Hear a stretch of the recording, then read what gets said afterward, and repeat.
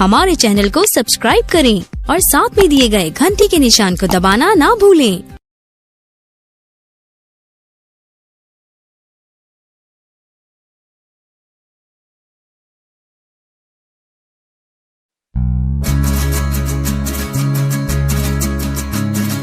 हे हे हे हे हे हे हा हा हा हा ला ला ला ला।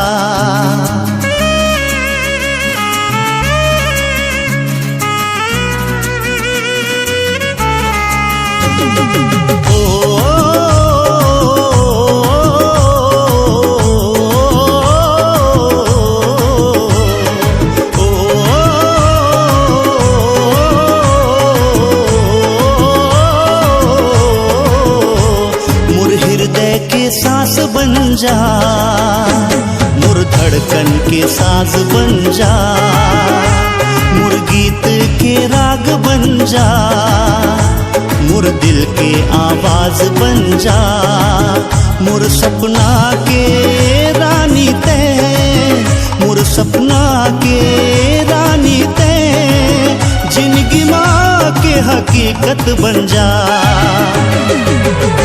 मुर हृदय के सांस बन जा, मुर धड़कन के साज बन जा, मुर गीत के राग बन जा, मुर दिल के आवाज बन जा।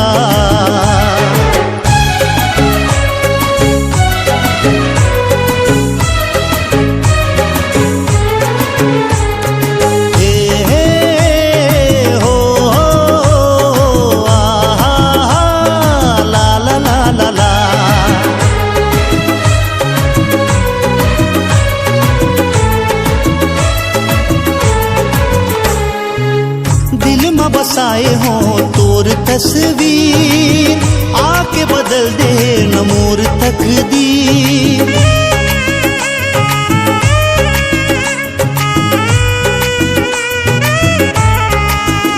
हाँ दिल में बसाए हो तोर तस्वीर, आके बदल दे न मोर तकदीर। मोर डायरी के शायर ते, मोर डायरी के शायर ते, निकल के अल्फाज बन जा।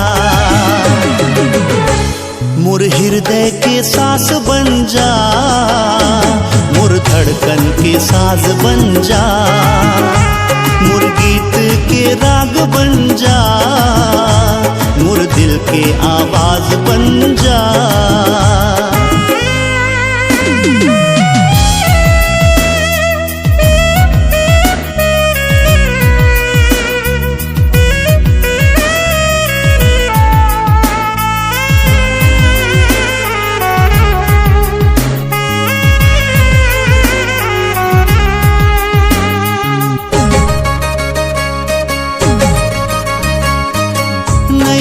जिंदगी में कोनो हरियाली, दिल के बगिया तोर बिना खाली।